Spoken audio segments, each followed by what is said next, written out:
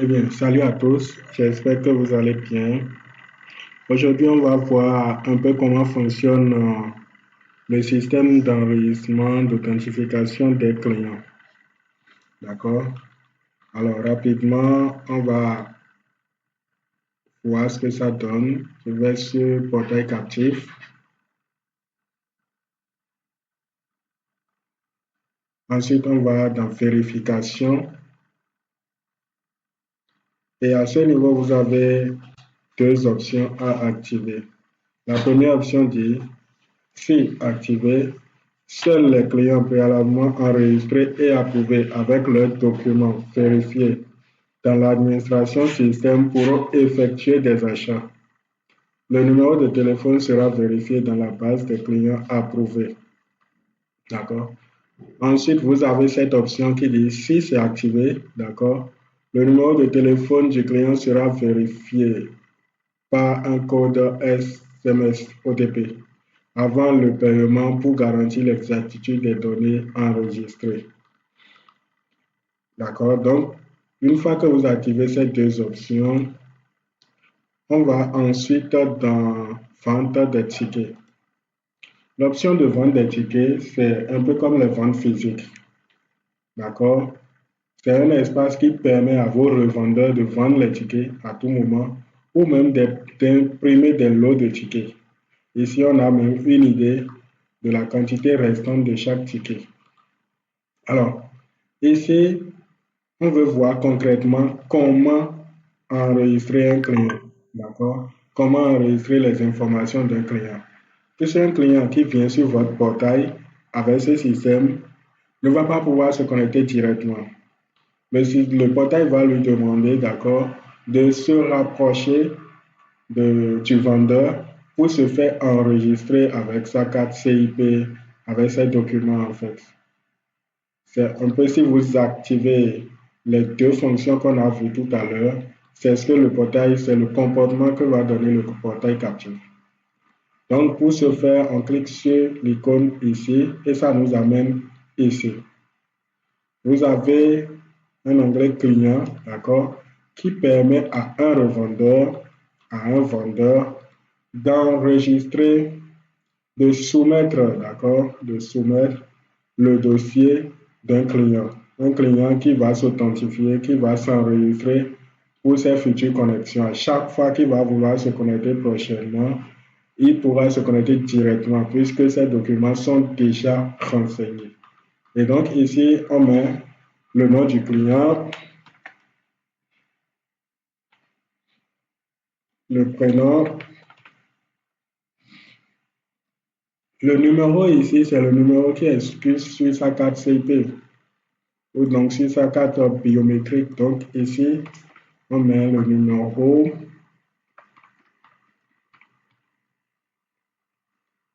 OK?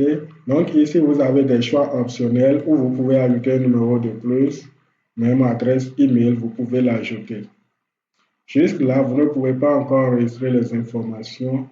Il faudra vérifier vraiment que vous êtes le propriétaire de ce numéro.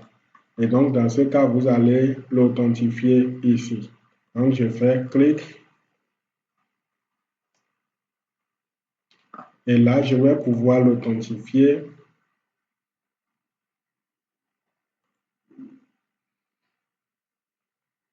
Ici, je mets mon code.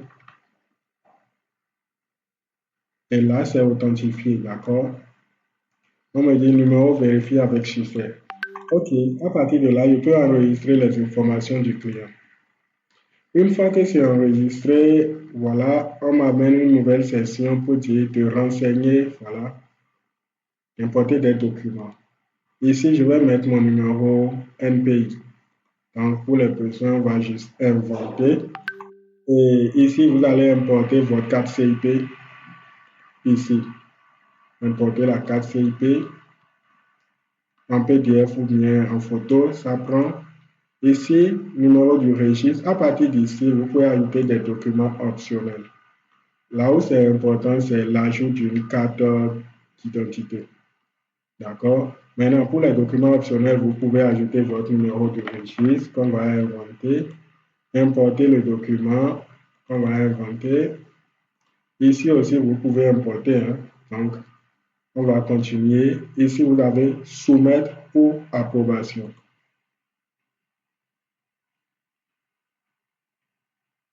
Alors, quand je soumets, c'est ce que ça donne. On dit demande soumise pour approbation. Là, je viens de soumettre une demande. Je peux voir ça dans la liste d'attente. Les demandes qui sont en attente d'approbation. Vous voyez?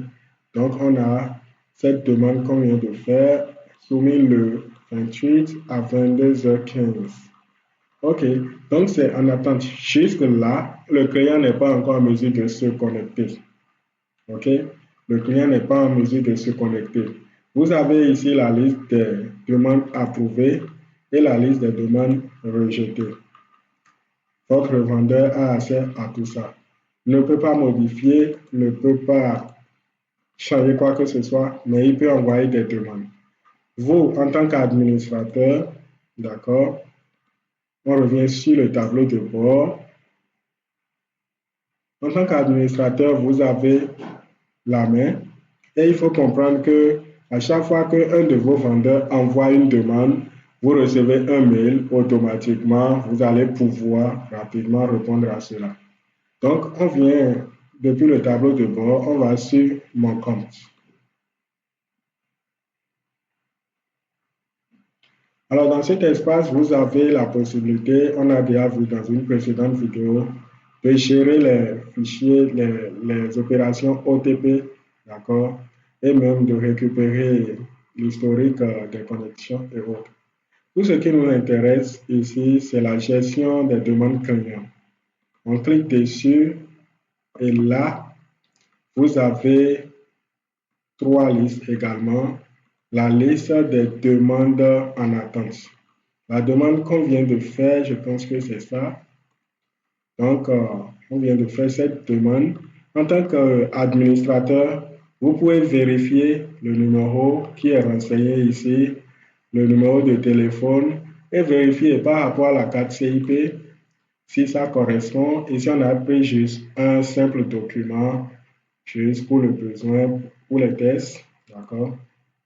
Si vous vérifiez que tout correspond, vous pouvez valider, approuver tout simplement. Dans le cas contraire, s'il y a quelque chose à faire, vous cliquez sur rejeter. D'accord? Ici, vous allez préciser la raison pour laquelle vous rejetez cette demande. Et une fois que vous rejetez ou approuvez, un mail sera envoyé aussi à votre vendeur pour confirmer que oui, c'est bien, le client peut se connecter. D'accord? Et donc, vous pouvez traiter toutes les demandes qui sont en attente comme ça. Si j'approuve la demande comme ça, je l'approuve. Ici, je rejette la demande, je dis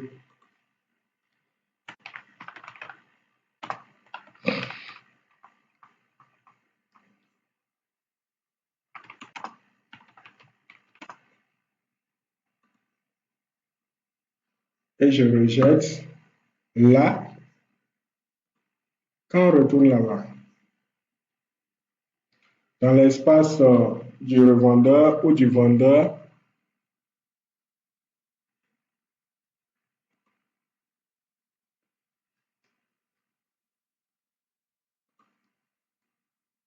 ici, vous avez au niveau du vendeur en attente ceci, approuvé, vous avez désormais deux qui sont approuvés et ici rejetés. Vous avez les raisons, hein, la raison du rejet, ainsi de suite.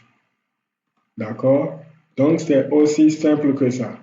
Alors, ça, c'est à l'échelle d'un promoteur. D'accord? C'est à l'échelle d'un promoteur. Si on prend le cas global, d'accord, il peut y avoir une plateforme qui, qui pourra recevoir, d'accord, les demandes de tous les promoteurs et les approuver aussi si nécessaire.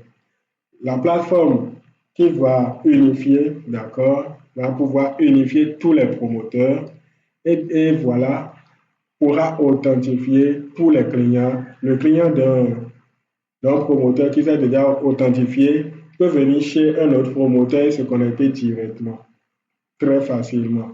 D'accord?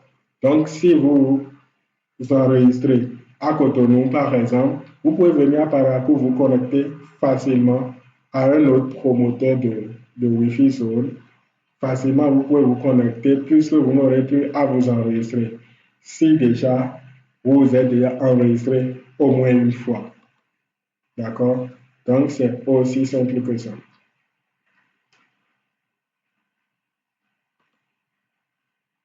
Alors, ça sera tout pour cette vidéo. J'espère que ça vous aura plu.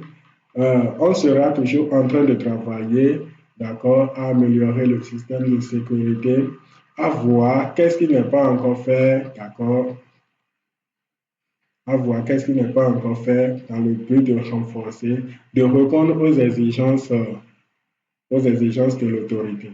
Merci.